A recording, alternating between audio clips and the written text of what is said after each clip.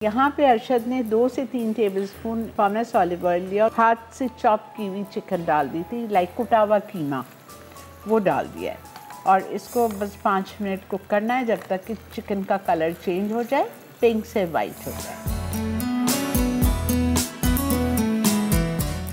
Salt डाल दिया इसमें, अदरक लहसुन का पेस्ट भी डाल दिया, जिंजर गार्लिक पेस्ट डाल दिया, 1 tablespoon level, half tea spoon salt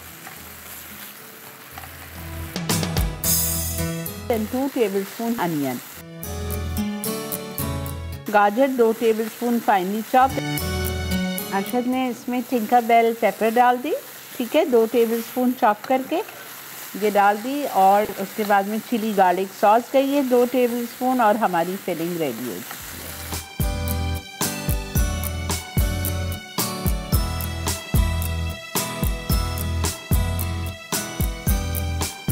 कुटी हुई लाल मिर्चें डाल दीजिए आप इसमें, 1 टेबलस्पून लेवल।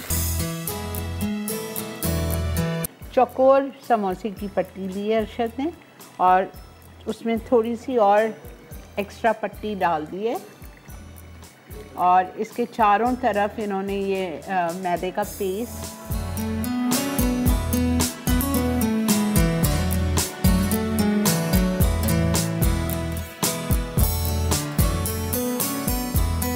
ये इस तरह से हो गए हैं सारे। अब अरशद इसको अंडे में डिप करेंगे, ब्रेड क्रम्स में कोट करेंगे और फ्राई करेंगे। पहले ये पैकेट्स को आपको कॉर्नफ्लावर, ड्राई कॉर्नफ्लावर में डिप करना है, फिर बीटन एग में करना है and then bread crumbs. Okay, ये वाइट ब्रेड कराएंगे, ठीक है, इससे कलर अच्छा आएगा।